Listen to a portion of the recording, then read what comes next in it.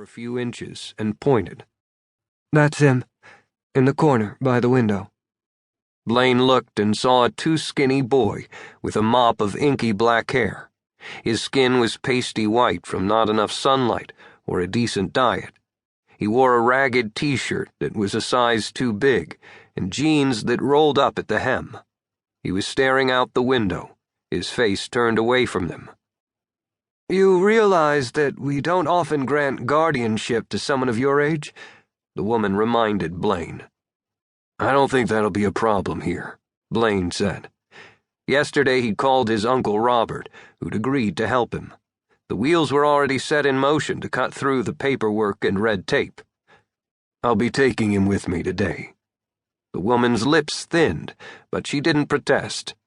Perhaps even she knew that sending Cade with Blane was a better plan, despite Blane's age, than making Cade stay there. "Make sure you sign out before you leave," she said. At Blane's nod, she disappeared back down the stairs.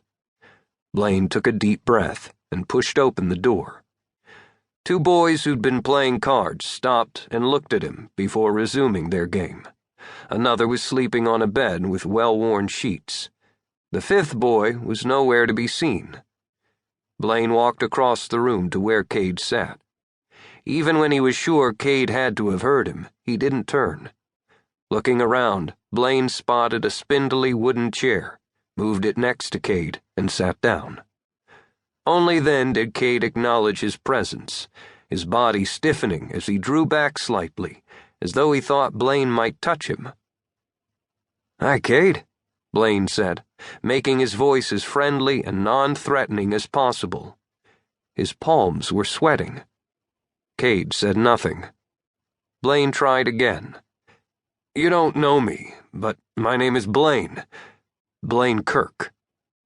Cade still ignored him with a tenacity that was as admirable as it was disconcerting. I'm your brother," Blane said, praying he was doing this right. "And I'm here to take you home." That got Cade's attention. He turned from where he'd been staring out the window, studiously ignoring the man who'd walked in and sat down much too close to him, and gave him a quick once-over. Dark blonde hair, cut perfectly short, unlike Cade's hair that was always too long and made the other boys call him a girl. Of course, they didn't call him that for long, not after what he'd done to the last one who'd said it. The man was dressed in clothes that had no holes, and didn't seem like he'd worn them more than once or twice. His shoes looked like real leather and were polished to a blinding shine. But it was his eyes that Cade studied most intently.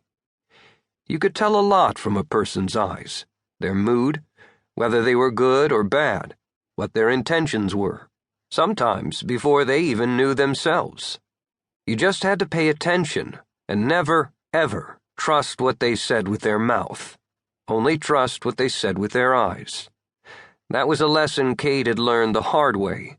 The bones in his left arm had only just healed. This guy's eyes seemed honest. He was telling the truth. But there was uncertainty there, too. That's the last thing Cade needed. He'd been in a foster home before where it had been decent, and the people nice. Then they'd gotten pregnant and hadn't wanted a foster kid around, so they'd sent him back. That had sucked, like being returned to the store for a refund. This guy might change his mind, too. Or what if he had a temper? Cade cast a practiced eye over the broad shoulders and muscled arms. This guy could snap Cade like a twig if he got pissed off enough. Or drunk. Mean drunks were the worst. No thanks, Cade decided. He'd take his chances here, or on the streets. "Fuck off," he said insolently, turning back to stare out the window. It was only from practice and concealing all emotions from his father that Blane was able to keep the shock off his face. A 10-year-old cursing like that wasn't something in his realm of experience.